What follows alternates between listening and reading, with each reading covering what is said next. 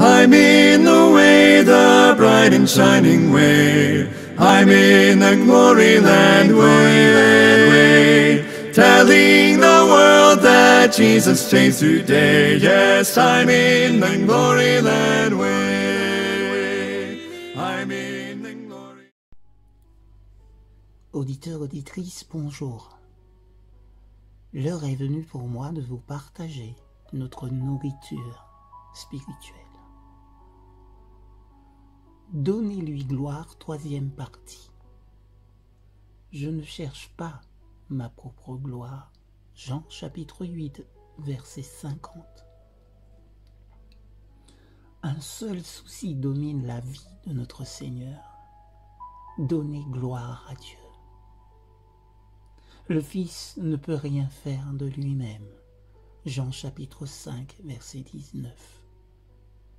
Je ne reçois pas de gloire des hommes. Verset 41 dans la version Darby. Je ne suis pas venu de moi-même. Jean chapitre 8, verset 42. Si nous cherchons à glorifier le moi, à la longue, cette tentative nous détruira, comme il arriva au ciel à Lucifer qui perdit sa place. Le Christ a vécu entièrement pour la gloire de son Père, jamais pour se glorifier lui-même. C'était bien plus difficile pour Jésus que pour nous. Jésus avait toutes les raisons de se faire valoir. Il était Dieu. Il était le seul homme parfait qui ait jamais vécu sur la terre. Quelle différence avec Lucifer! J'élèverai mon trône au-dessus des étoiles de Dieu, disait celui-ci dans le livre d'Ésaïe au chapitre 14, verset 13. Ce fut aussi le péché qui fut tombé Adam et Ève et qui entraîna la ruine de l'humanité. Vous serez comme des dieux, leur avait dit Satan. Depuis lors, l'homme a prétendu à une impossible indépendance. À travers les siècles, l'orgueil de l'homme a mis toute solution hors de sa portée. Quand nous considérons la façon dont Jésus a vécu, nous pouvons constater que nous avons tendance à nous faire valoir, à nous vanter, à nous exalter nous-mêmes.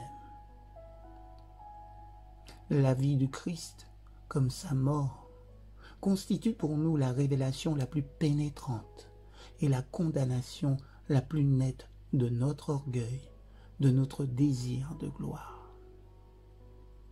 Ceux qui prétendent se tenir fièrement devant Dieu dans leur propre bonté, leur propre capacité et leur estime d'eux-mêmes ne peuvent découvrir la justice par la foi qui donne toute la gloire à Dieu et précipite dans la poussière la gloire de l'homme.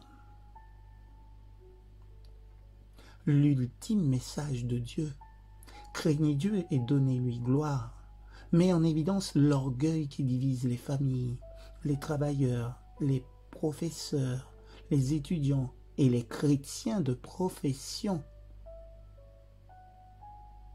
L'amour de l'étude, de l'érudition, des places d'honneur, de la position sociale pour avoir pour cause, oui, peut avoir pour cause l'orgueil et l'égoïsme. L'éducation chrétienne véritable est fondée sur une base radicalement différente.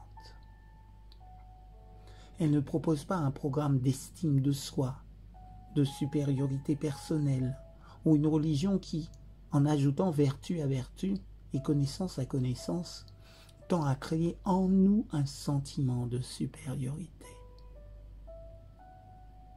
Même chrétienne, l'éducation ne remplacera jamais l'essentiel, qui est de compter sur Jésus-Christ. C'est là condition dynamique pour donner gloire à Dieu et non à nous-mêmes. Amen.